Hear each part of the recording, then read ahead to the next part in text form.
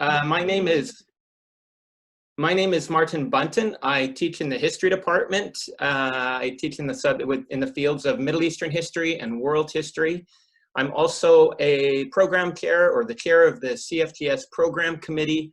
It's been a tremendous pleasure for me to be part of the Center for Global Studies community over the last, I don't know, since 2013 or so. And it's been wonderful to work with the CFTS team. And so a quick thank you to Stephanie and all her behind the scenes work that made this possible today. And of course to Jody and Jen and Oliver and Rod. Thank you all. We'll start with the land acknowledgement. And so we have I'll wait for that slide to come up. We acknowledge, as we do before every meeting, with respect, the Lekwungen-speaking peoples on whose traditional territory the University of Victoria stands, and the Songhees, the Esquimalt, and Wasanuk peoples, whose historical relationships with the land continue to this day. And I think as we sort of think more deliberately and carefully about this acknowledgement, we could perhaps note the passing of Skip Sam recently, who was one of the founding members of the Elders Voices Council on campus, and I'm sure is known to many of you for the support he gave to students and faculty and centers with his welcomes and blessings over the years. So if you want to, I know that the Office of Indigenous Academic and Community Engagement will have more on to remember Skip. Few housekeeping issues to start the meeting. We will ask you please to keep your microphone muted and your camera turned off unless and until you are instructed differently by the chair. Please feel free to use the chat feature to engage in discussion and debate with other participants and to share resources. After the presentation, we will have a question period. If you wish to ask a question, you can either use the raise hand function or you can type your question into the chat box. And Jody and Stephanie will help me sort of keep track of what's happening in the chat box and also the raised hands. So hopefully we don't miss anybody, and we'll do our best to do this in order. So when it is your turn, and if you feel comfortable, please do turn on your microphone and video to ask your question. So do turn on your microphone if you feel comfortable, turn on your video. So a quick sample here. We have an arrow there to manage participants. You open the participants sidebar and then you will see the icon there for raise hand. And once you raise your hand, that will be telling Stephanie and I that you have a question. Or alternatively, you can go into the chat box. Okay, finally, please note that this session is being recorded. You can watch for the direct link in our ONTAP newsletter or on our website in the events section. So please know that you will be recorded and that we'll have access to this, or at least parts of it afterwards.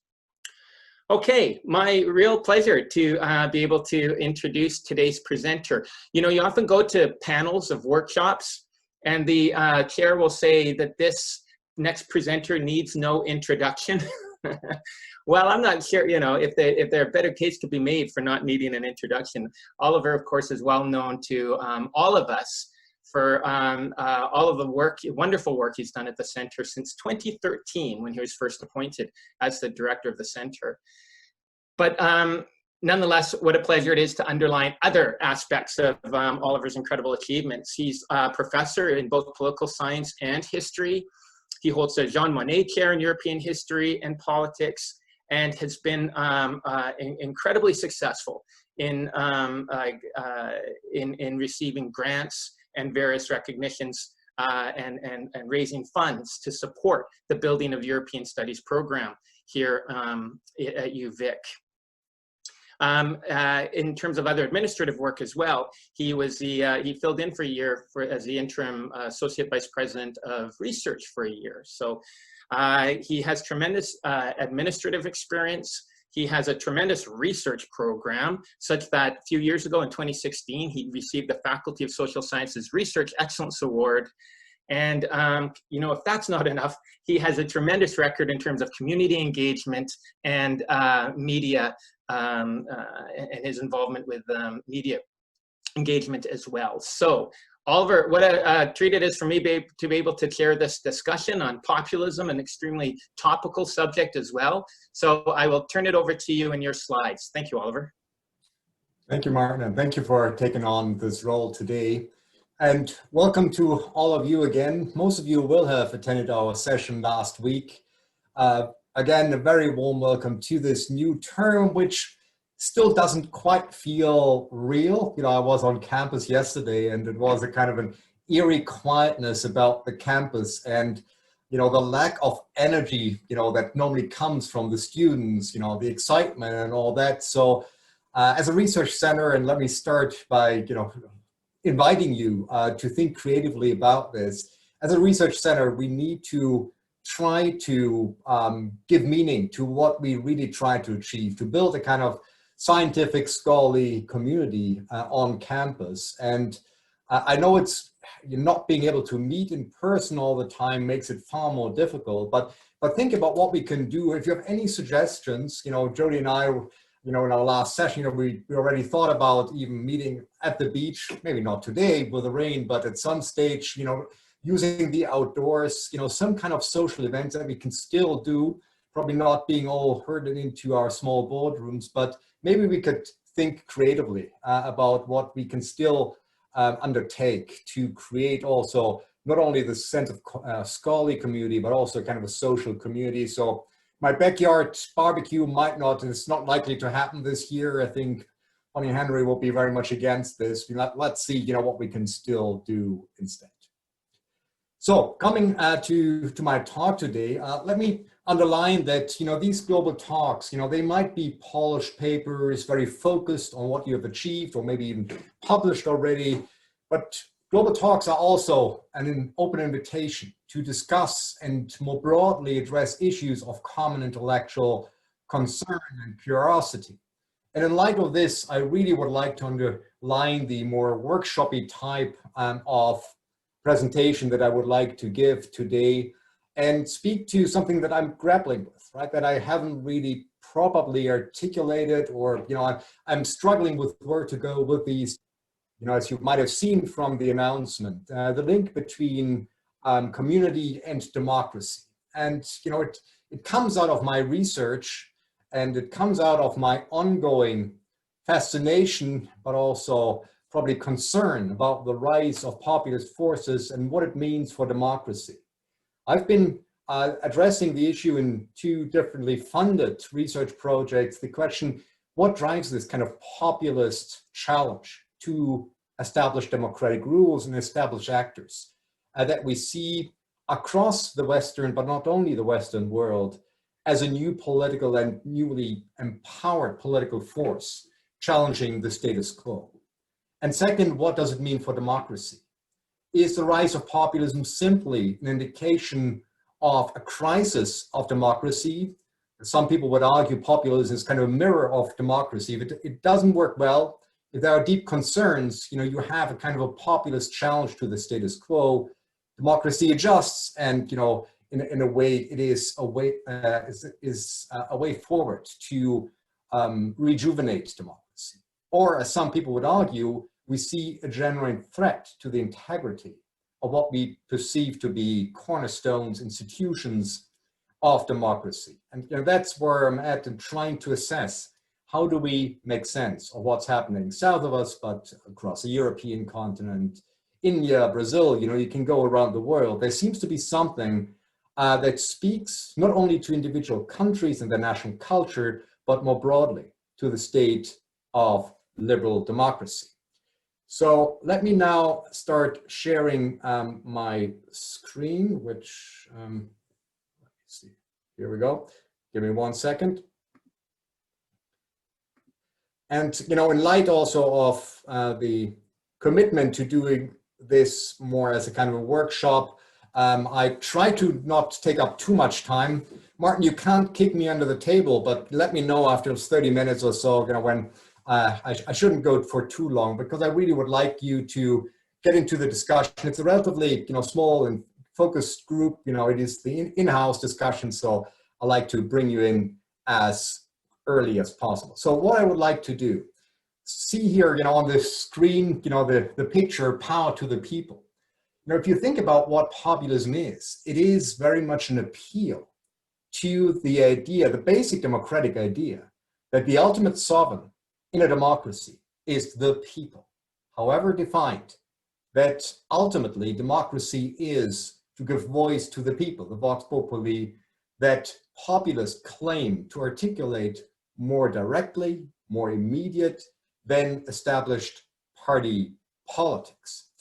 And so what I would like to do is to walk you very briefly, hopefully, through how populists, in particular right-wing populists, have used the appeal to the people, to a community of people, and we see how they define it, as a very effective mobilizing tool. And I call it, also leaning on Chantal Mouffe here, the effective dimension of politics. That there's something that populists reintroduced, if you want, into politics that established political actors haven't well reacted to, and that they find difficult to accept and to counter in this respect. I then, try to very briefly allude and highlight how the sense of community is being conceptualized by populists. And I very briefly going to talk about the debate about whether, what we see is more a new form of nationalism, or whether populism is a genuine form of political mobilization that is distinct from traditional forms of nationalism. Then I, in a way, situate my argument in a pilot study that I've done comparing right and left-wing populist parties and their supporters in Germany. That has been published at the beginning of the year in Frontiers. So I give you a sense how my curiosity came into being, and what brought me to this focus on community as a key element of populist mobilization. And then I also, and that is the underlying concern I also have, is how could an emancipatory, what leftist response to the crisis of democracy look like? And I show you, and that's my underlying hypothesis, how the center, the traditional left, has basically abandoned the notion of a community as a critical cornerstone of building democracy. And with it, it has left in a way a void that right-wing populists have occupied very skillfully. And reflecting on the progressive potential of strengthening these communities, I, again, only give you a snapshot of the research I've been doing on the neighborhood houses in Metro Vancouver. I presented on this like 2 years ago here in at the center, so I can be brief, but I think it's important to understand how communities provide a critical social infrastructure, also for a rejuvenated form of democracy. And then I come to a final concluding reflection and more invitation to think about what community in an emancipatory perspective could look like. All right, let's get going. Just as a reminder, some of the critical dimensions of populism. You can see here also already the depictions that I used. Chantal Mouffe calls this an agonistic form of politics. And you can see here how the anti-establishment, anti-elite orientation is a defining mark of what populists claim to bring to politics. They claim to reinstate, and that's often, even ad verbum, the reference, the sovereign people, the popular sovereignty understood as the rule of ordinary people, or the silent majority, as compared to the establishment, the elite. The right depiction here, the picture where you see the EU and the traditional politicians, and then you see clearly the enraged representatives of different populist movement, mostly across Europe here. And what populists do quite skillfully is to build a very strong narrative of a binary between us and them.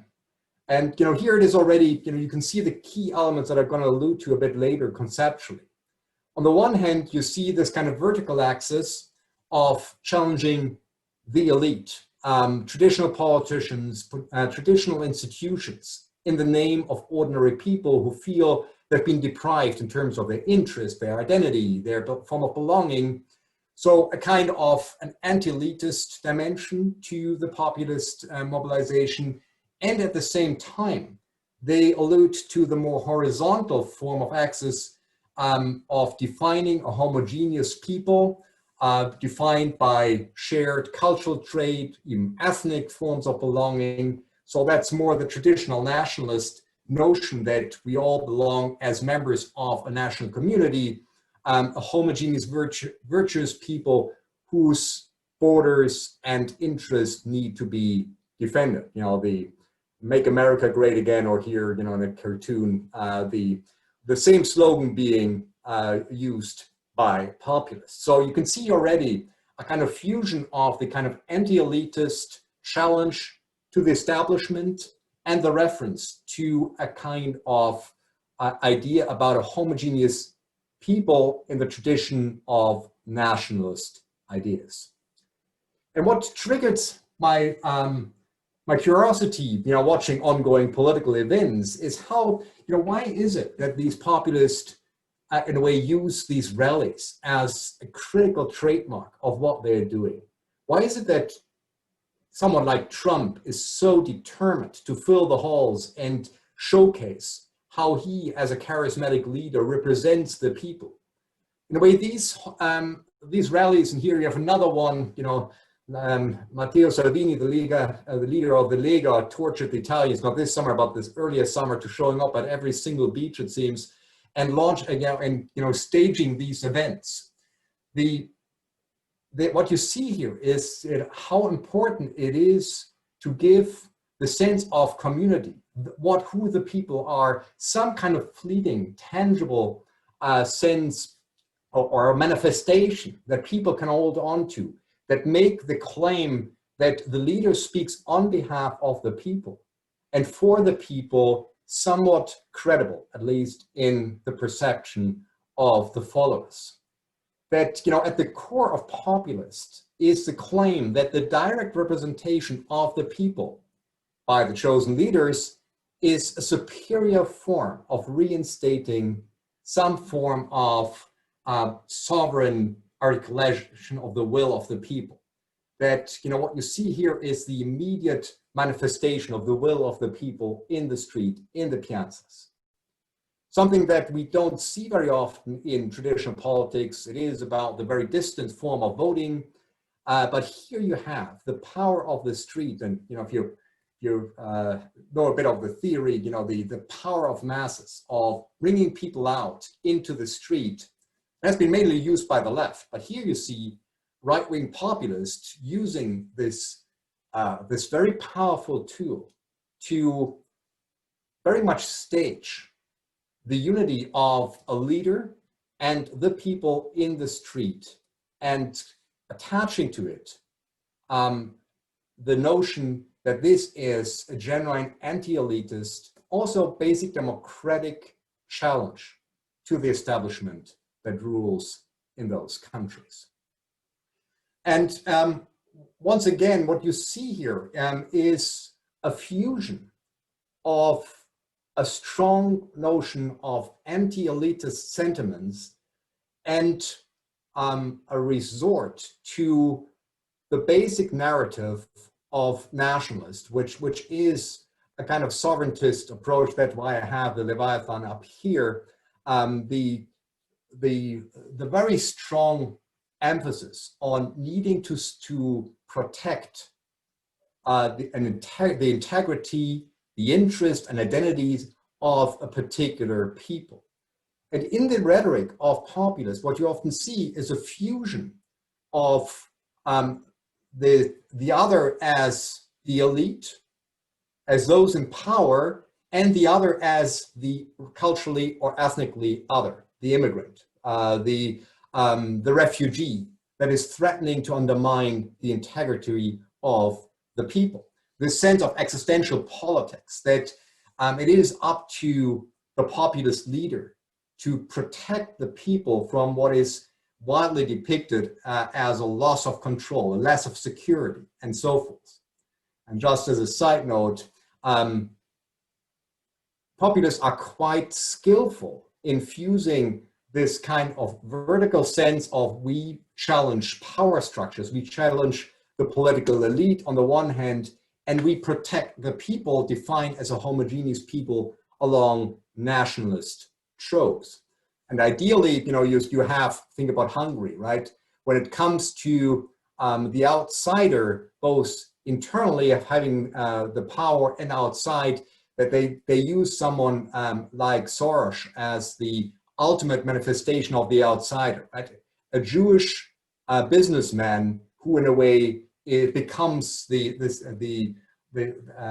target for exactly this claim: the elite that betray the interests of the people, but also that undermine the identity of the good Hungarian people. So very powerful fusing these two elements. The notion that the elite is betraying us, but also that what we do is defend the integrity of an existentially threatened community, defined also in cultural or even ethnic terms. So 1 second, what also, this is more at the, at the highest level of trying to understand the nature of the political mobilization of populist movements. In the next step, I would like to show you very briefly the outcome and the findings of a brief pilot study that I conducted with 20 supporters of the right-wing Alternative for Germany populist movement.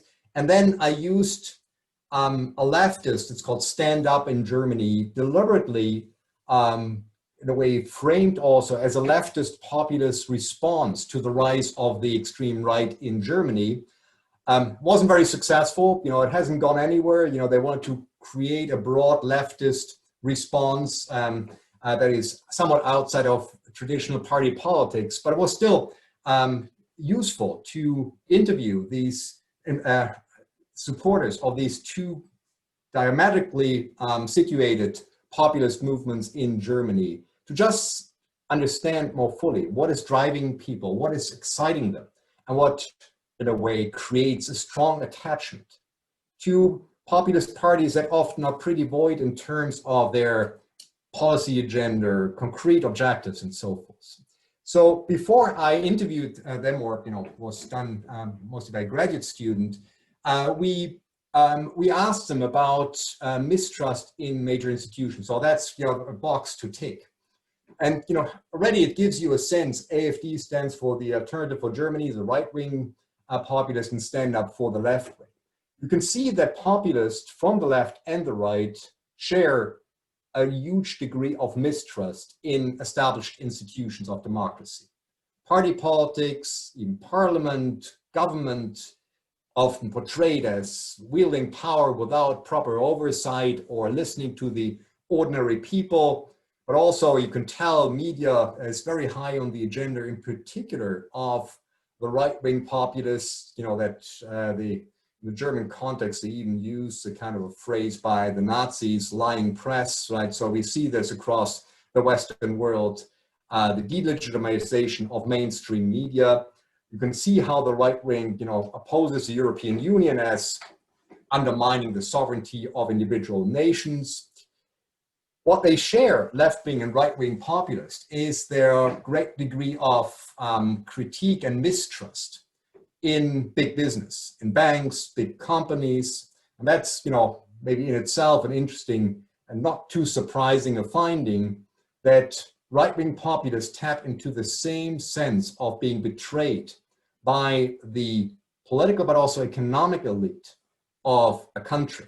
So if you want to phrase it this way, an anti-globalization impetus that we find on the left and the right in terms of challenging the status quo from a populist, if we want to call it this way, populist perspective. Less mistrust in the legal system, less in the police, but that might have changed after Black Lives Matter and through these contexts. But anyway, so that was a finding about a year or so ago. And then I tried to identify the thematic fields that were addressed in our narrative interviews. And here you see an interesting divergence of what these two groups talked about. Social justice, if you think about the mistrust in big business, in the banks, in big companies, you know, they betray us, they're global, they're cosmopolitan, they don't have our interest in mind, right? It is quite striking that social justice itself wasn't really a big issue for supporters of the right-wing AfD. Clearly mistrust, but the social justice component was far more, and that's not too surprising, but you know, the extent of difference is quite striking, far more an issue for the leftist populists. You know, for them, it was a matter of, we see increasing forms of marginalization, social exclusion through globalizing forces, through the state of the economy and so forth. Rather, what you find in the AfD supporters is a strong focus on identity, and borders and migration, the challenge that comes from outside, the other, the cultural other as well. And you know, that is a defining mark of populist movements, in particular from the right. And that's something that hopefully you can see how it leads me into an assessment of how they describe positively the community that they try to represent. The fusion of a kind of anti-elitist impetus that it looks at relative deprivation in socioeconomic terms, but also in cultural terms. Losing identity, losing sense of home, losing sense of belonging is an important trait of the narrative that right-wing populists offer. And let me just go here. This is, you know, maybe very briefly, I don't want to bore you too much with theory here, but you know, just something to consider. It is hard to situate sometimes the populist movement on the left-right divide, because how we traditionally conceive of, at least over the last 30, 40 years, the economic left and the economic right is clearly, you know, one leans towards state management, strong welfare state, strong intervention of the state into the economy, and the economic right used to be all deregulation, free market, and so forth. You could say that, you know, someone like Trump, you know, behind the rhetoric of bringing jobs back to America and protecting the workers is still, you know, very much in the business of deregulating and relying on markets and, you know, lowering taxes. But, you know, populists, right-wing populists across Europe have also resorted to a stronger interventionist, state-centered management of the economy, boosting income supplements, childcare benefits, and all those kind of things, protecting the national community in terms also of economic and social entitlements. So that's the left-right axis, but there is also very strongly emphasized by populist movements the kinds of cultural axis. And often some of the most vicious political fights are fought based on this confrontation between the cosmopolitan liberals, you know, the left, you know, with its emphasis on pluralism, multiculturalism, progressive values, and on the other side, the populists that claim to, in a way, protect traditional values, protect the cultural integrity of the nation, protect them against too many immigrants. You know, you can easily see how this plays out in the political reality. And here are just some snippets from the interviews with the AfD supporters that give you this sense of how the sense of social economic deprivation, the first one here, the kinds of jobs that we used to have are gone, you know, the good way of living is no longer there. What we've promised, you know, after unification, that was in Eastern Germany, employment has gone, but at the same time, it is fused with a binary between us and them in terms of us, the Germans, you know, those living here, the community defined in nationalist terms, and the foreigners, taking over our neighborhoods, taking away the jobs, and changing the community, the way we used to live in fundamental ways. Often, you know, people told us, you know, things have changed so much, right? We no longer feel home. Things are being taken over by others. Where exactly the others are, as you know, immigrants are often a very easy scapegoats and anger can be directed at them. but there is a general concern about our traditional ways of life, right? In a way, also in the Make America Great Again, there is a longing for a more wholesome and protected way of life. You can all see it's all rhetoric, but there is at least this reference to the illusion, if you want, of a protected life where clear sense of belonging and so forth. You can also turn this around and say, it is informed by racist attitudes and it's all about a chiffre for white America. We can discuss this, but there is this reference to a positive notion of what a community used to be is palpable in those interviews. And so some of the key takeaways is of how AfD voters and supporters clearly articulate a strong sense of marginalization and alienation from politics, but also being upset about the threat to their well-being. It is not simply, and I'm going to come back to this, some characterize populists representing the interest of the losers of globalization, those who didn't make it, those who feel that they are marginalized by modernization. There is a certain element to this, and clearly they are not the most privileged. But often what you find in sociological studies is that AfD voters are not the unemployed. They are not the most marginalized. Rather, it is the fear of social decline that fuels their anger and their political engagement. And there is this general sense of losing control over the own community, rapid social change that is often then portrayed in terms of the influx of foreigners, refugees after 2015-16 are the very welcome target for these kinds of campaigns. So the mix, the fear of cultural marginalization, the yearning for belonging and identity, romanticized past, is something that came out quite clearly. And this is something, in my view, the left has to take into consideration when it tries to offer a counter-narrative that can address the deep insecurity and the deep sense of being betrayed by elites, by economic and political elites, that drives people to right-wing populists. And I suppose, what I say here, and that became very clear in interviewing these two groups. The left didn't have a sense of providing a kind of strong notion of what is a community that we try to integrate people into. There was a clear sense of social inequality and injustice, but a positive reference to, we provide you with equal, equitable access to our community. We represent a group of people. That didn't shine through, in the interviews with the leftist populist. Whereas the right-wing AfD had a very clearly articulated notion of the nation first, the primary claims of the national community, and a kind of a romanticized past of an homogeneous identity.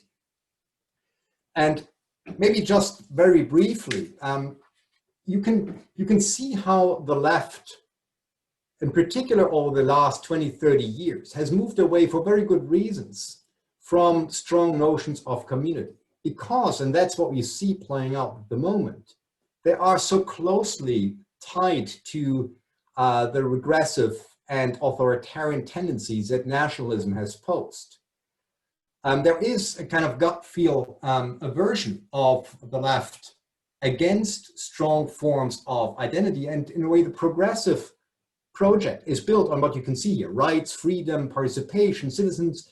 All these are individual rights. And we had this 20, 30 years ago, the communitarianism debate, right? What sense of community reference do you need actually to make also the leftist emancipatory project work? But there is also clearly a political choice at work here. It's not only the fear of the kind of force of exclusionary nationalism that we feed. Although if you look back historically, it's quite interesting to see how after '89, the collapse of communism, the more radical left has at least partly resorted to a form of leftist nationalism, right? Closed borders, the progressive project has to be built within the nation state. So it is, in a way, if you wanted, the functional substitute for a more exclusionary right-wing notion of nationalism. But there is some good argument. I just want to allude you to and point you to some relatively recent literature. Michael Sandel just published this book on the tyranny of merit. And he makes a very interesting point, speaking to the role of community in my mind. So what he describes is how the left, the center left, under the new labor, more centrist approach, has moved away from developing a strong sense of the common good and the community. And it's basically left it to market forces, to the empowerment of individuals, their merits, how well are they doing to determine progress. Basically what he says is, if you're a winner or loser in the globalized economy, it is your fault, right? You haven't worked hard enough. Tony Blair, right, trying to empower individuals to make it in a competitive market society. Dropping any notion really of a positive reference point to a community with sources of solidarity, and that it would also even give the conceptual tools to understand forms of exclusion beyond your individual failure. And so that is basically the tyranny of merit, in which he describes how we deprive ordinary people often of the recognition for what they do. If you don't make lots of money, if you work in a regular job, you're often frowned upon, right? What you find, you're the losers, and it's your own fault that you didn't make it in a market-driven economy. And it is this reference, even the very notion of how individuals and their status, their recognition are tied to a community that provides us. And think about COVID, right? I think we've lived through a period in which the sense of how we are tied together in the fabric of society, how we depend on each other, how those jobs, that we sometimes, see as not as valid, are crucial for keeping us going as a community. I think it has been a sobering realization of also the lack of recognition. And that's, Michael Sandel's book here, The Tyranny of Merit, that we need to, also the left has to think more creatively and thoroughly about how we strengthen the sense of a common good. Can you do this without also a strong sense of community? And let me just look at the time here, don't get too carried away. So maybe very briefly, Wendy Brown is Undoing the Demos. What she does is also looking at how our sense of engaged citizenship, an engaged citizen in terms of democratic participation, is eroded by, in a way, subsuming and subjugating all institutions to a neoliberal market logic. That, in a way, and let me rephrase and I'll be very brief here, how a sense of community that is somewhat protected from the meritocracy of the neoliberal markets system is essential for making democracy work. Otherwise, it is, she describes very vividly how politics descends into this, what we see today unfolding in the media all the time, right? This kind of vicious claim between irreconcilable groups that no longer have any sense of a shared responsibility for the community. So just, these are recent books that point you into maybe, there's something that would also progressives on the left need to, in a way, consider when seeing how can we create a social infrastructure in the community that allows for renewed process of democratization. And you can see, I'm getting a bit carried away. Let me, briefly walk you through the last points here. So what I would like to propose is, how can you think creatively? What is it that the community and also local communities can provide to rejuvenate and in a way enrich democratic practices. And that's another book that was written by Eric Klinenberg, Palaces for the People, and he looks at the social infrastructure that could address those things that populists thrive on. They address, right? They see growing inequality, polarization, decline of civic life in a way that is the environment in which they can propose what they see a replacement of this manifold and engaged civic life, a direct representation by the people, by charismatic leaders that they endorse and that they endorse in those mass rallies. But there's a different way of addressing those. And this is here what Klinenberg describes, it's a great book in terms of describing how the infrastructure of our local communities, where we meet, the libraries, the childcare centers, the churches, the parks, are crucial in forming the connections that provide the infrastructure for making democracy work. And here, that I used, I think, in my last presentation, just a reminder of how the framework that Putnam developed about social capital, you can put it in those terms, you can use other ones, how in a way the community with its social infrastructure, also at the local level, provides a context in which social trust is being generated, in which we had even places where people, to quote Putnam here, bowl together, where they come together, interact, interchange, and grow as citizens who find their voice and who can even articulate it. I think that's the enormous power of populist actors, that they in a way circumvent this gradual process of empowering individual citizens and replace it by something that betrays its very claim. We empower the people, the sovereign people. There's no mechanism in which the people actually speak. So in a way, if we really take this seriously, that there is this alienation from established institutions, how do we, in a way, put emphasis on a network that creates, in a very laborsome and meticulous way, the resource that we need, building trust, allowing people to engage, to interact, to, in a way, create a more healthy and engaged democracy. And I see, I'm running out of time. I'll just give you a snapshot here. This is what I presented already that comes out as a book now. That was a study on neighborhood houses in Metro Vancouver. This is just a survey that we did with those who used it. And I just gives you these kind of social skills and the very mundane social infrastructure that, for example, urban communities, organizations such as neighborhood houses do.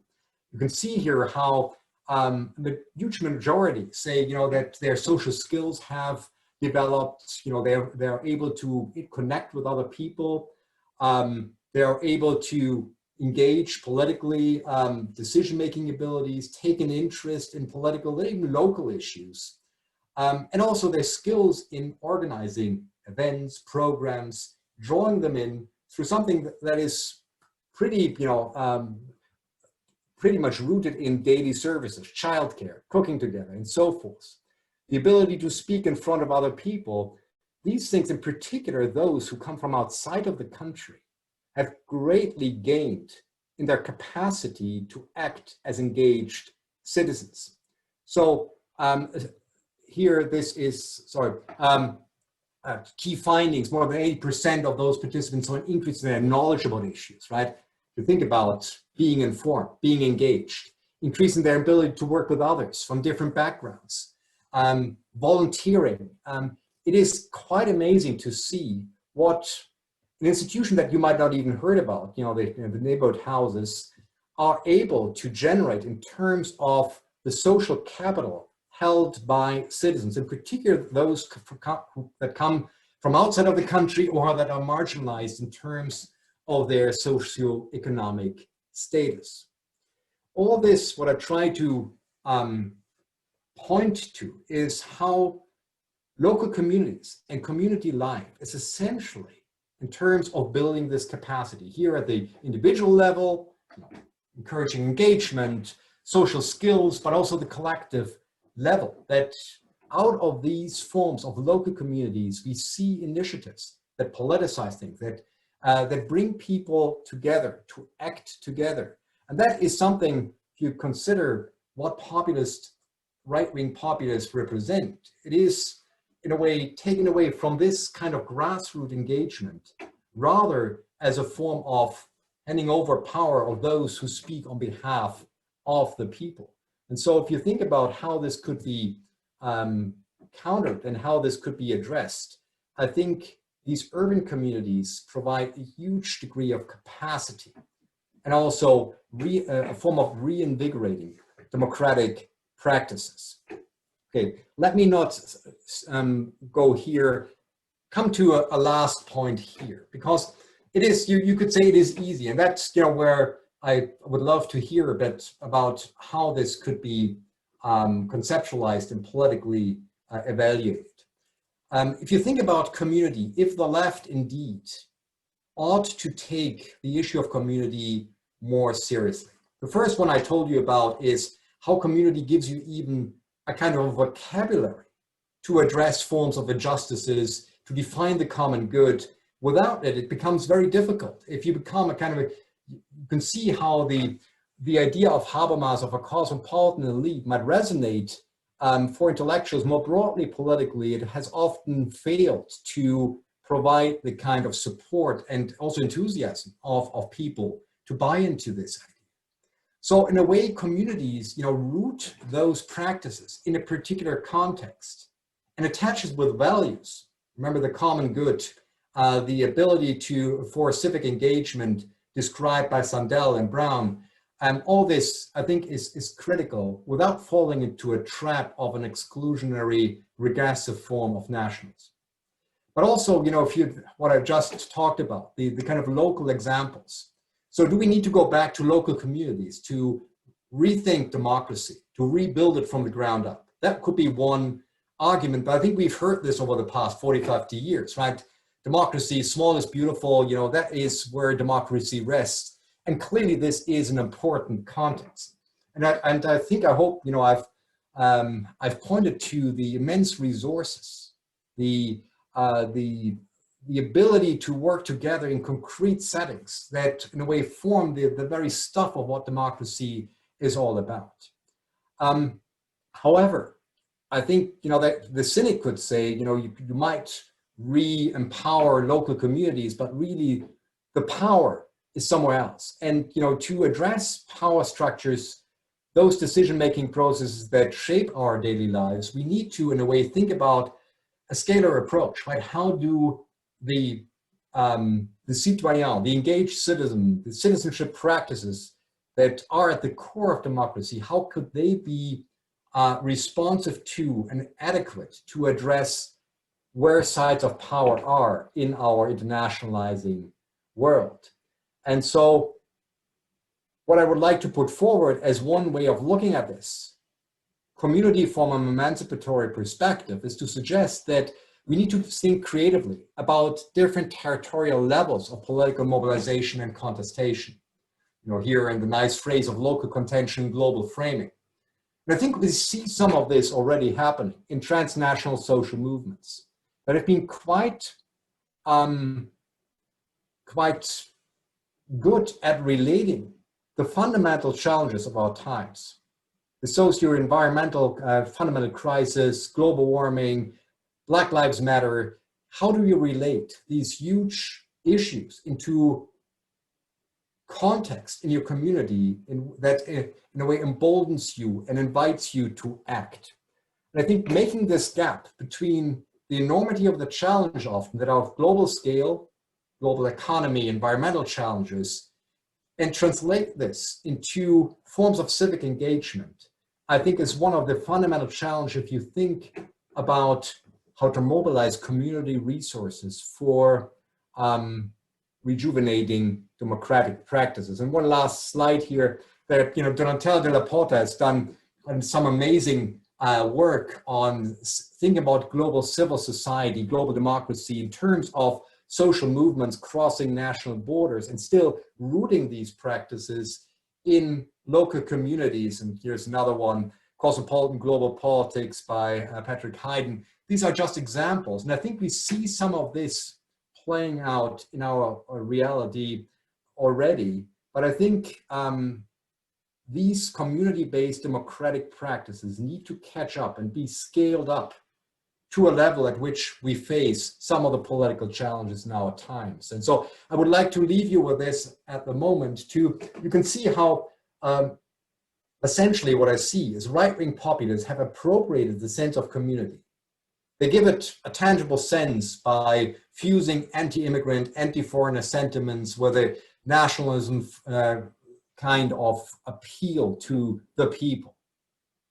If we take those very effective and emotional appeals to the community serious as a crucial ingredient in political fights, I think the left would need a different kind of narrative to reappropriate again and in a way provide an emancipatory interpretation of how this community could be made relevant. And really what I see is that the center left has widely abandoned this very notion, the effective dimension of politics, and has left this form of community to be defined by the right under rather exclusionary terms. And so that's in a way where I would leave you. Martin, sorry, I might have taken a bit too much time here. No, this is, start video. Thank you. People can hear me okay? Thank you, Oliver, very much for that. What a great start to the Center for Global Studies Global Talks. I know for years the center has been trying to position itself in terms of facing the challenge of a multi-scalar approach, the global local, and I think you've set it out so wonderfully in terms of the framing of that as well. So we have time for questions. My understanding is there are a few grad students here as well, so please feel free to put up your hand, or you can note your question in the chat box as well. Perhaps I could get started. I wonder, Oliver, this might be sort of an unfair question because I know so much of the work you've been doing on this is over years, but can you reflect a little on how COVID and the pandemic has led you to think differently or about this, or perhaps reaffirmed certain approaches? But is there anything out there in terms of a pandemic populism? Like, is there anything unique about the situation we're in? Part of me, I know this is supposed to be a question, but part of me thinks you can't help but look at a Trump and see the failures of populism have been just, so exposed in terms of the failures of addressing the pandemic. And then when you think about public spaces and how important that infrastructure is to what you're suggesting, and yet we see the closing down of those public spaces. So I just wonder if you could elaborate a little bit more on how this is all played out during a pandemic. And it's a great point. I would like to share your optimism. I think what we've seen around the world is how those populists who've made it into government, who form and determine the response to the pandemic have largely failed, right? You can go from Britain under Johnson to Bolsonaro in Brazil to Trump in the US. I think there is a pattern here that the populist notion of simplistic solutions, of not communicating very well and not being able to build on a trust in the population, but rather using it, for their political mobilization. The COVID crisis doesn't fit into the binary idea of how they depict the world, right? Being betrayed by an elite. You see this coming back, and you alluded to this, Martin, how conspiracy theories are now being mobilized, right, to give this a kind of a populist reach, how the pandemic in a way was used by elites to suppress the people. And you can see, right, you're being tied into your homes and being locked down. You can see how this might instigate, right, again, this anti-elitist approach. Do you dare to tell us what to do, right? This is, who did comparable spar to slave compared to slavery, right? So it is, populists are struggling to bring this into line with their narrative. Instead of coming up with sensible and on the ground policy approaches, taking this seriously, getting people on board, they need to this kind of existential crisis also blaming the other, be it China or what have you, right? So in this respect, COVID might have done two things, right? Delegitimize some of the populist rhetoric because it no longer speaks or cannot neglect its own failure in downplaying the pandemic, and it might have strengthened communities on the ground that have realized how dependent they are on each other and how much power there is in acting together, in jointly, because they had to fill the void, right? If the government fails to do what it ought to do to protect its citizens, it was often left to local community to provide services, to support those in needs and so forth. And I think it has come with a realization of how critical these community resources are, even for the rich. The nice signs that we see in our windows, right? The thank yous. I think there is a realization of how intertwined our social fabric is, and that even those who we often fail to properly recognize, that's what Sandel describes as the dignity of work that we used to attach to all kinds of people, right? And now we often describe them as not all this worthy, right, of having lost and so forth. So I think that is has been underlined in the crisis. So if something comes out, it might be a kind of solidaristic form of community being strengthened through the response to COVID. That's at least my hope. Yeah, I was going to say one can hope so. Megan, I think you were one of the first to have your hands up. Thank you. Can you hear me okay? Yeah, that sounds good. Thank you so much, Oliver, for that talk. It was very enlightening and illuminating. And I wanted to, I think you very rightly draw attention to the emphasis of the left on individualism as one of maybe the points of weakness towards building community. And I wanted to ask you to whether you think, not looking outwards towards building community, but whether you think that characteristic of the emphasis, a core value on individualism, but also respect for differences, emphasis on differences in society, the core value around the right to critique, whether that also contributes looking inward to a lack of internal cohesion in the left that we see kind of across the board that we don't see across the board in the right. I was wondering if you think some of those characteristics, individualism, critiquing, respect for difference, if those are actually contributing to a sense of the left eating its own, kind of. Oh, Megan, that's a great point, and I wish I had an easy answer for this because it is a very difficult issue, because it is for good reason that the left has also emphasized individual rights, because they are aware of how a strong notion of community could often betray these fundamental individual rights, the rights of minorities. We see this playing out in authoritarian regimes very strongly, right? That put the rights and the identity of the majority over the minority. And so the left has, for good reason, embarked on empowering minorities, if you want to describe it in this terms of identity politics, right? Empowering different groups. And the question that you rightly raise is, does the left still have a concept of a broader form of solidarity and collective endeavor that brings all these groups together? Do they still have also a vision within which all these groups and minorities find themselves in terms of moving forward, right? So a broad sense of solidarity that comes with a strong sense of community. The working class movement had it, right? But it was all built on the emancipatory goals and objectives of the working class, of the proletariat. Clearly, the left has abandoned this notion, but it hasn't replaced it with, if you want, a vision of a more just and equitable society in which all these groups could come together So in a way, the great advantage of populists is they're highly simplistic messages, right? So once we, make America great again, we solve all the problems, right? We know that's not going to work, but it is a very powerful tool in politics.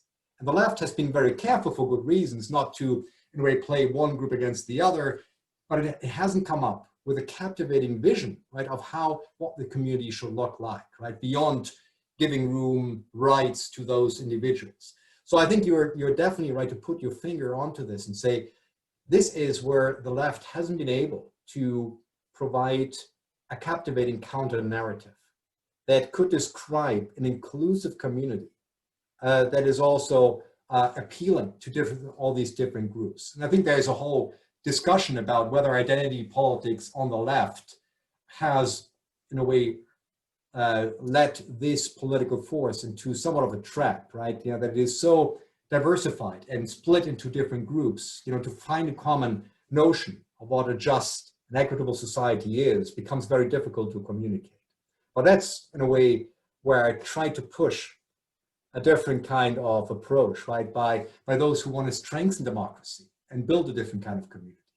So, Megan, I can only reiterate what you describe and show how, and that's probably my argument, that how the populist right has filled the void left behind by a left that no longer has this, if you want to call it, strong sense of a community brought together by solidarity, a common good, right? And that's in a way why I brought in the Michael Sandel book, right? The tyranny of meritocracy. It is all about the individual, right? It is no longer built around a strong notion of the common good.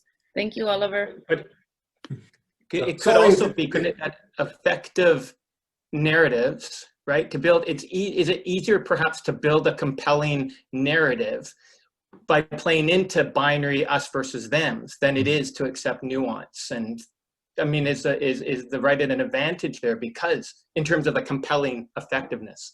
But we have questions. I shouldn't have done that. Sorry, Derek, could you please unmute and ask your question?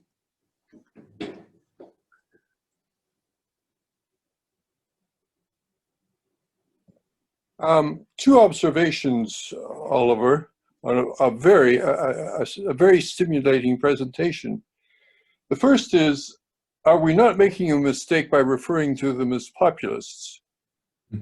I think a more accurate term would be authoritarianism, because their programs are such that they, in effect, give more power to the leader.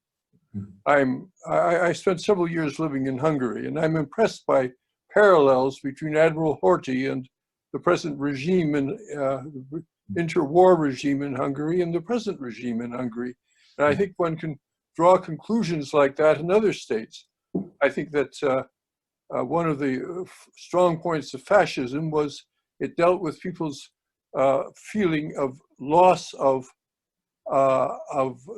social status. And we have the same problem, again, that the populists are appealing to. The second is the left has perhaps been after the wrong things. You can criticize meritocracy, but you should be able to deal with questions of disparity of wealth within the community as a whole, and with social mobility. I think one of the reasons why Canada is is a relatively peaceful country is that it's got, according to the latest figures I've seen, the highest social mobility in the world. And if you take the Gini quotient and include all the aid programs that are put in, it's got one of the smallest disparities of wealth in the world. And it seems to me that this is an answer to the issue of meritocracy. There is the left used to try and reduce the difference in wealth and increase the social mobility, and it has to get back to it. Thank you, Derek. Very good points, and clearly I haven't been able to address this dimension, how the populists ones, in particular ones that are in power and in positions of influence, that they often use the very claim to reinstate the sovereign people to demolish institutions of power sharing, of democratic oversight, and so forth. We see this playing out, at least in countries like Poland and Hungary, the independence of the judiciary, the power of parliament, and so forth. So, Derek, I totally agree that there is a latent authoritarian impulse and direction of those populists. What populists, however, do, and there is a form of political mobilization. And I think why we use the populists is to understand what is their appeal, right? Why are they so successful in their political mobilization? And this, the claim to represent the people in an immediate sense, not being restricted by the mundane, often boring workings of liberal democracy, seems to resonate strongly. So I think there is something about, you could say that nationalists have done the same, National Socialists. There was clearly a populist element to them as well. But I totally agree, that essentially the populist claim, particularly from the right, betrays the genuine democratic claim that it uses in the end once it's institutionalized, and that's what we see. They often use the very arguments to abandon and to destroy democratic institutions and processes. So totally agree with the authoritarian part. What about the meritocracy? And clearly, I think one of the driving forces, and I haven't been able to address this, of why populists have been so successful around the world is clearly the growing social inequality in our societies. What I try to allude to and referring to Sandel is here. Think about American society, right? Americans have a great pride in pointing out that, if you're good, if you're smart, if you're hardworking, you're going to make it in our society. This myth of social mobility in American society has been very powerful in driving the neoliberal consensus as well. But the reality by now is, you look at cost for universities, you see how networks work, you see there's more and more evidence of how the rich have built their own institutions and promote their families. And it has become a society in which this promise of social mobility has been largely betrayed. Community might at least give those who feel deprived a kind of a vocabulary to understand the social forces that undermine the promise of social mobility and some degree of social equality. So that's all I mean. The left shouldn't, entirely, I think, just living up to the promise of a truly, society that is really built on individual merits, to address forms of social inequality that are built into our basic institutions. I think that's a frustration that people feel quite vividly. They no longer have the chance that their parents' generation had. Who do they blame for it? Is it the outsiders or the Chinese goods? Bring back companies here and rebuild our industry? Or do they look at how elites have been quite savvy in using institutions to their own benefits? And that's, the fundamental paradox that billionaires now claim to speak on behalf of the people and guard their interests, right? But clearly they do it with some degree of buy-in by those people who they claim to represent. And that's, in a way, the troubling feature. Over to you, Martin. Okay. Thank you, Oliver. Thank you, Derek. We'll turn to Nicole. Nicole, if you could unmute to ask your question. And then I wonder, Rod, Michael, I see your comments in the chat. Please let us know if you'd like to raise them in the webinar too. Thank you. Nicole. Okay, thanks, Martin. Thanks, Oliver. That was great. I mean, this kind of came out while you were answering Megan's question. But I'm thinking about, this highly simplistic messaging on the right and the way the left, and I'm seeing Michael's point about the left is kind of creeping to the middle and there is another left. Mm-hmm. But the way in which either in the case studies that you look like, the populist left is also using, I mean, I think of populism as a tool, as kind of an empty device that you can use and fill it with whatever.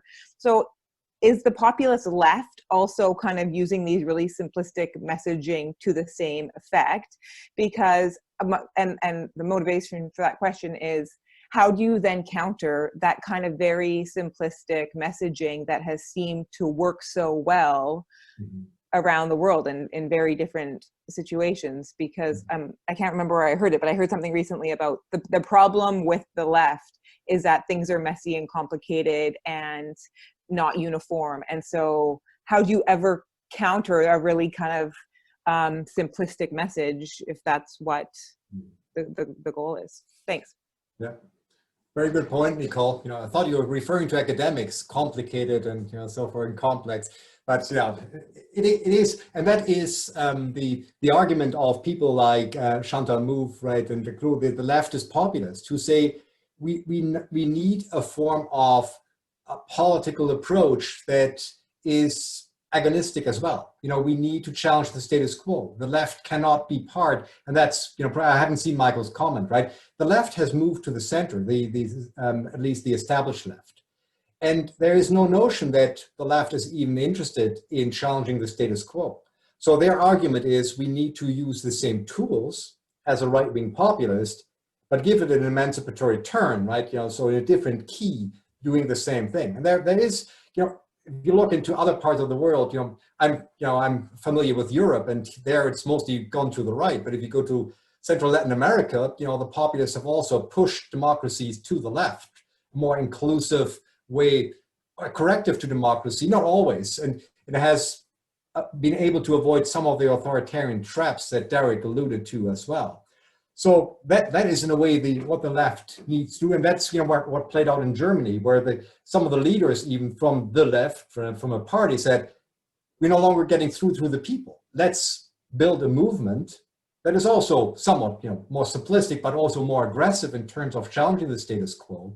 They haven't gone anywhere, but this is in a way how one of the conundrums of the left at the moment, right? How do they find a language that is not only about, you know, mundane policy making, but this is, you know, what the right does well, is this effective moment, right? We, the people, are out in the street and our rights are being trampled on and so forth, right?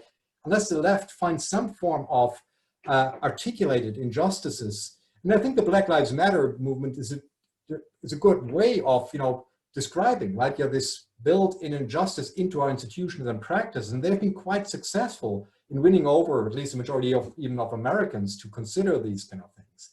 So it is possible, but it speaks to new forms of mobilization and communication that the left needs to embark on. And, you know, the kind of parliamentary debates or so where these things are communities seem to be no longer all this effective, right? And that's why I push to and point to transnational social movements at the end, right? To expand the form of engaging people, to explore different forms of communication, because if you think about multi-scalar politics, the new communication tools are critical in reaching people. So far, the right has used them very skillfully, but I think we need to be more creative about this. But so I buy your argument, you know, and I definitely see how the left has failed to respond in a way that lives up to the emotional power that their reference to a more ethnically or culturally defined community could mobilize. Thanks. What a great discussion. Okay, Mehdi and then Angie. Thanks, Mehdi.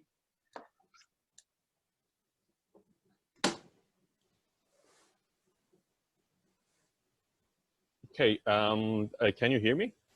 Yeah, and you look very good. Oh, here. Okay. A bit less elegant. Thank you. Thank you so much for the presentation, Oliver. I understand that the subject of your research and this presentation is within the context of democracy.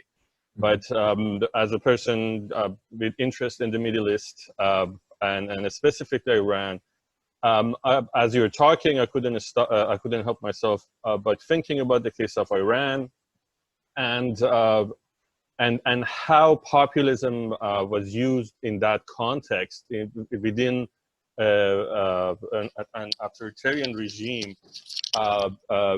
in 2005 to 2013 with Ahmadinejad and the discourses that he was using against the elites, even though it was an authoritarian regime, from the beginning. So I was wondering if you have any comments and how you situate Iran and authoritarian regimes in your research and discussion. Thanks.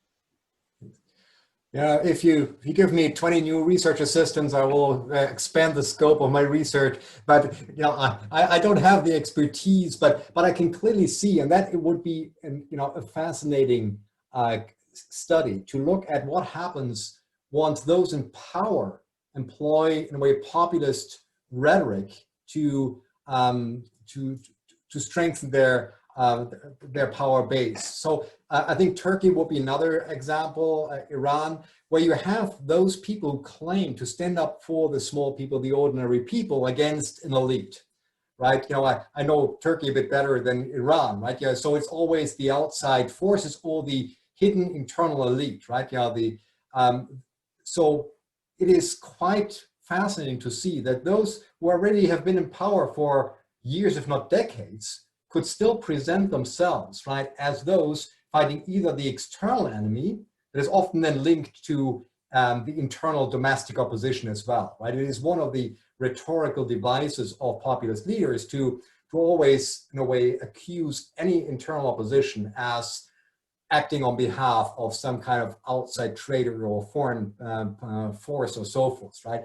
So it is a powerful tool to stay in politics as well. It is agonistic and challenging the status quo, but somehow it can also be turned around and in a way used to stay in power and to solidify your power base. It seems erroneous, but even, think about now Donald Trump, how he runs an electoral campaign as if he's the outsider, as if he's still in opposition. While he is the president, he still depicts the people, what he tries to do as, the outsiders challenging Washington and the consensus, the mainstream media and so forth, right? It seems to speak to a very deep felt notion in the population to be betrayed by these institutions, by the media, by the established elites, right? What happens once you stay in power for so long, right? It becomes almost comical, but clearly it is a powerful tool in politics, right? So I think we need to sit down, you need to have coffee, you have to tell me a little bit more about Iran and how this plays out, right? And how also the opposition might use this. But that's the beauty of a Center for Global Studies, that we get different perspectives. And I love to be challenged, maybe I am Eurocentric in my interest. So anything that you can bring to the table is that, like, look through it through this lens, right? Maybe you'll learn something. So hopefully we will have the opportunity soon. Sure, thank you so much. Thank you, Mehdi. Angie Chow. Thank you, Angie. Hi, Oliver. Thank you for the Hi, talk. Angie. I was wondering if you could just elaborate a little bit more on this concept of community. I know you referred to it as social infrastructure earlier on, but I was struck by the slide about public spaces and parks, and I was just thinking about the park situation locally here in Victoria and all of the discourse surrounding the homeless problem, and how in a lot of, I read all the reader letters, and they're all talking about this destruction of community. So I was thinking about that in terms to how you are referring to this concept of community. So just curious to hear your comments on that. Thank you. Thanks, Angie. Another great but difficult question. So, how do we think about community? Clearly, what I've alluded to in my presentation are two different concepts. One is what Benedict Anderson described as the imagined community, right? We often don't meet, right? We as Canadians, we construct something mostly through the media, through narrative, through intellectuals, through the arts, that constructs the idea of somewhat a homogeneous people, right? A community of faith that moves forward, that has some fundamental interest. And that is, how, in a way, we in the modern age know about community, right? We expand from our local communities outwards, right? We might think about ourselves as being part of a regional or national community or even a global community of citizens, right? So it is an abstract notion and is constructed, filled with meaning, mainly through discourse and practices. But I try to go back to the local community as sites where some of the genuine commitment to civic engagement comes from, right? That where people learn to become engaged citizens. And that's my example of the neighborhood houses, right? Where you have an organization, low level of entry, people can join, they come together, and by being together, by the virtue of sharing a social space, they often become, even not knowingly, more politically engaged, right? They become social part of the social infrastructure, and they find ways to articulate their voice, right? Be it through community gardens, through projects, right? Taking care of the homeless. All those things are forms of how people are drawn into the community and they become more responsible, engaged citizens. But clearly also local communities can be divisive, right? And what we see at the moment are probably two competing notions of community on the ground in Victoria, if we want to bring it down to the very local level, right? So I think through COVID, we alluded to this, there's a stronger sense of togetherness, of a shared social space, of how we need to build an infrastructure of sort of mutual help and assistance to get through this. So I think there is this growing sense of that we share the social space and we are fundamentally committed to or even dependent on it. On the other hand, you see this, and I know someone working in the city, and they tell us it's almost daily, right? That people say, you've compromised the integrity of our community, right? You allow these people to take over public spaces, and so clearly, communities are not always sites of very happily defining communal interest, but also sites of intense struggle. But I think what is important, and I think that's what I try to get at, and thanks for the question, is that we learn to understand how to deal with conflicts, right? A community doesn't mean that we all have the same point of view, the same interest, but that we, in a civilized way, engage in a debate and in a form of decision-making that is the cornerstone of democracy. If we only shout at each other, and that's what you find often in our civic communities, right? If you no longer even want to engage, discuss, or find compromise, that is detrimental to any democratic culture. So even though it is a difficult issue, the homelessness, the interests of those living by, the protecting the children, being able to access an open space, I think it is also a test case for our ability to bring together different constituencies and engage in a discussion. And I think that's crucial for democracy. Maybe we learn this primarily in the local community. And then we can take it and scale it up, right? But it is something about interacting and engaging people. We shout at each other as well here in Victoria, I'm sure, but I think it is a good way of learning how to find a different way of civic engagement. I would hope that we find a compromise in a way forward. Think about the homeless at the moment. But it's a good point, Angie. Thank you.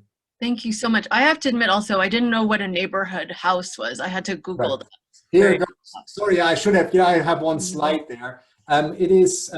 It builds on an old tradition of looking after the more marginalized people in the community. And there are like 15 or 17 neighborhood houses all across Vancouver. They have served 230,000 people in a year, right? In terms of, they offer childcare, they bring people together, they do some, often seniors, often immigrants, right, who go through this and also engage in volunteer activities.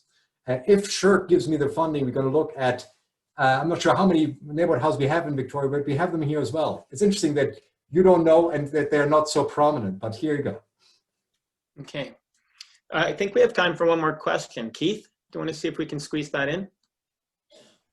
Great, yeah, I appreciate that. And thanks for the talk, Oliver. That was a fascinating discussion. I've just been thinking about this kind of missing concept of community on the left. And I feel like the natural point of departure in a lot of these discussions is to think, if not the kind of ethnic cultural group, then what sort of identity could be the basis of a leftist political project? Mm-hmm. But I've also been trying to think through kind of real world examples of of left-wing populisms that seem appealing and not exclusionary or authoritarian. And it seems to me that lots of them are actually based on cultural and ethnic identities. I'm thinking like the Kurds in northern Syria, or some of the movements in South America that you mentioned, which have been animated by indigenous resurgence there, or similar indigenous movements in this part of Turtle Island, where there is kind of a substantive cultural identity at work there, but it's also a subaltern power relation. They're contesting against an oppressive structure, and that seems to fundamentally change the character of its populism. So I was wondering if you wanted to reflect on, are there patterns and differences between populist movements which are subaltern versus those which are hegemonic, and how do we work that into our understanding of the phenomena? That's a great point, Keith, and that's probably the underlying notion or question that I'm struggling with, right? Can the left come up with a sense of community as a form of bounded political community, right? That has some shared fundamental interest in forms of solidarity and acting together, right? Does it need this? Is maybe the idea of a cosmopolitan citizen so far removed from people's experience and effective notion of what politics is, that it is powerless, right, in our world?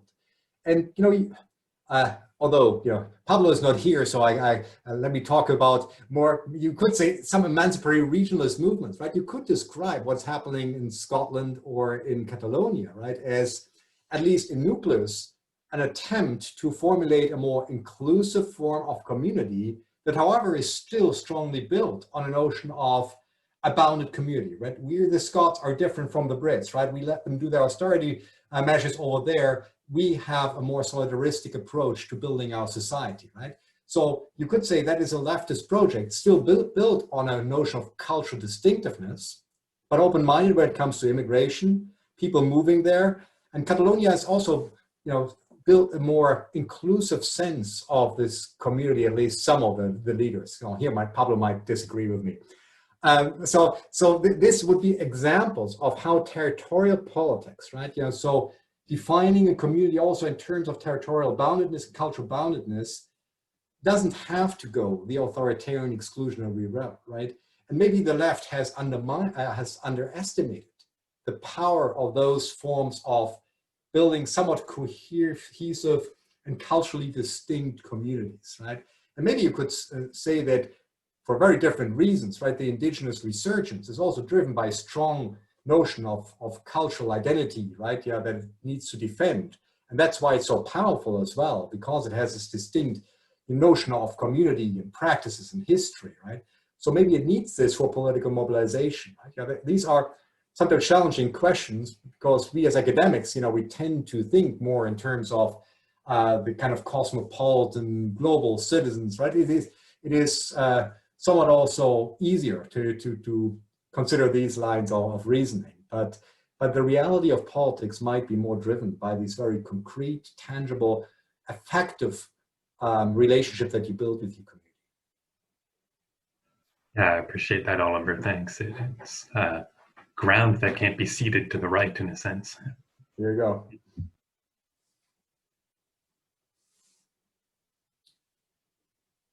Martin, you're muted. Great last words, but we can't hear